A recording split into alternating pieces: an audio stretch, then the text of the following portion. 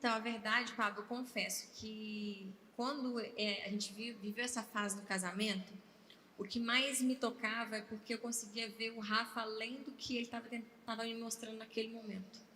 Então, por exemplo, naquele momento ele estava me mostrando um cara que não tinha respeito, um cara que não amava a família. O Rafa não ficava em casa. Então, assim, era pouco tempo a gente tinha juntos em casa, a gente não tinha diálogo, a gente não tinha abraço, não tinha carinho. Só que hoje eu agradeço a Deus porque eu tive a sabedoria de ver o que ninguém via. Então, o que me chamava a atenção era o coração do Rafa, porque apesar de ter esse jeitão dele, a casa era muito engraçada. O poucos segundos que ele ficava dentro de casa, de repente tinha 100 pessoas lá fora chamando ele. Então, era difícil ele ficar em casa porque ele sempre é um cara muito querido. Então, isso me contagiava o coração dele. Às vezes o Rafa chegava em casa descalço porque tinha dado tênis para alguém no meio do caminho.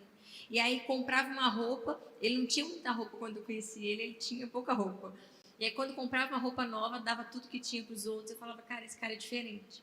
E o Rafa sempre morou em casas muito simples mesmo. E aí me chamava a atenção porque na casa nenhum cômodo tinha piso, mas no quarto dele tinha.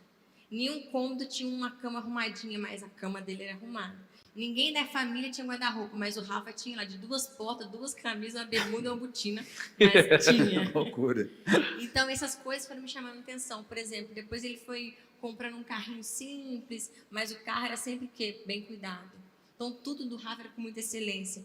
E aí eu ficava muito orgulhosa dele, porque ele às vezes trabalhava o dia inteiro carregando caixa. Quando eu conheci ele, ele ainda trabalhava no mercado, né, descarregando, depois virou empilhador.